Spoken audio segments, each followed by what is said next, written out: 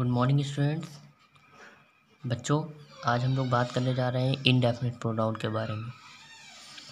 Indefinite का मतलब है जो डेफिनिट ना हो, जाहिर सी बात है।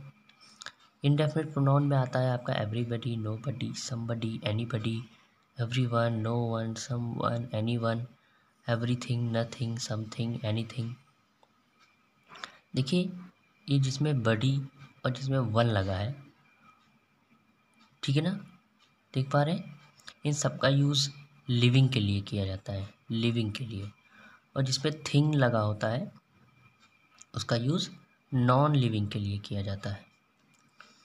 और एक बात ये कि एवरीबडी, नोबडी, समबडी, एनीबडी का यूज़ उन लिविंग के लिए किया जाता है जो अननोन है, यानी कि जिनको आप जानते नहीं हैं। जैसे मैं कहूँ कि गेट पर कोई आया है, तो कोई की मीनिंग समबडी यूज़ करेंगे तब जब आप ये नहीं जानते कि गेट पर कौन आया है। Everyone, no one, someone, anyone living होते हैं, लेकिन ये नोन होते हैं जिनके बारे में आप जानते हैं। जैसे कि हम कहते हैं कि कोई गेट पर आया है, लेकिन वहाँ और ऐसा सेंस हो कि आपको मालूम हो कि कौन आया है, तब आप वहाँ पे समवन का यूज़ करेंगे। लेकिन ऐसा कोई ज़रूरी नहीं है। देखिए, एवरीबडी की जगह पे एवरीवन भी यूज़ हो जाता है। जैसे आपने सुना होगा हेलो एवरीबडी या हेलो एवरीवन। ये कोई डिस्प्यूट वाली बात नहीं है, ये कोई कंफर्म बात नहीं है कि अननोन नोन के साथ ही लगेगा, कहीं भी यूज़ कर सकते हैं। आपको जो ध्यान रखने वाली बात है वो ये है कि बडी और वन वाला लिविंग है, इस पर अननोन और नोन पर ध्यान मत दीजिएगा। लिख दिया है मैंने, पर इस पर ध्यान मत दीजिएगा। लेकिन ये जो थिंग वाला है ये आपका नॉन लिविंग है, ठीक है। तो आइए रूल नंबर फर्स्ट पढ़ते हैं। देखिए, रूल नंबर फर्स्ट कहता है कि इनडेफिनिट प्रोनाउन के साथ सदैव सिंगुलर हेल्पिंग वर्ब का यूज़ किया जाता है।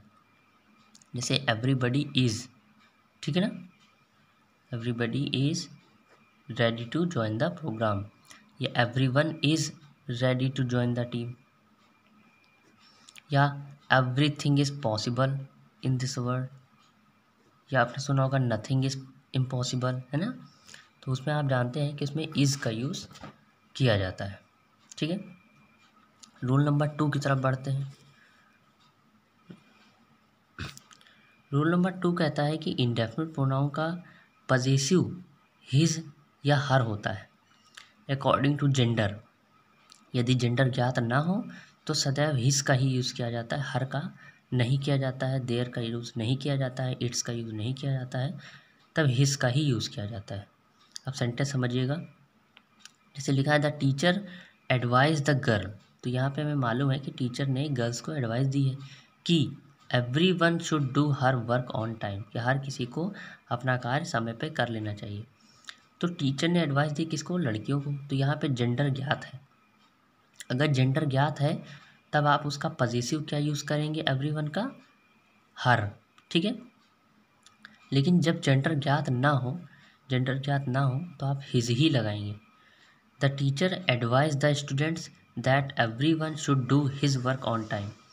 यहाँ पे स्टूडेंट्स का जेंडर ज्ञात नहीं है कि लड़का है या लड़की है, तो आप हिज ही लगाएंगे।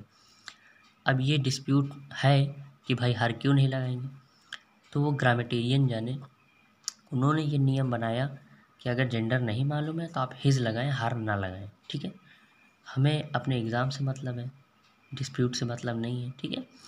तो आप यहाँ पे जब जेंडर ना हो तो आप हिज लगा दीजिएगा, ठीक। Rule number 3।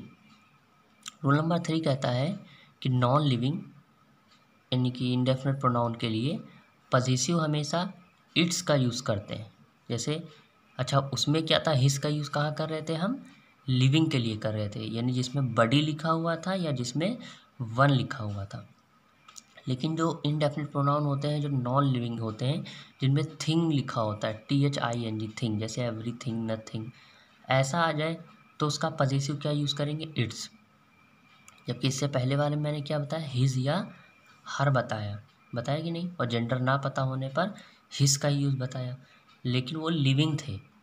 ये कौन है? नॉन लिविंग है। एवरीथिंग, नथिंग, इनके साथ उनका पजेसिव हमेशा इट्स रहेगा, everything has its own important and nothing can fall on it's real value. Okay, तो आज के वीडियो में बस इतना ही। Bye bye.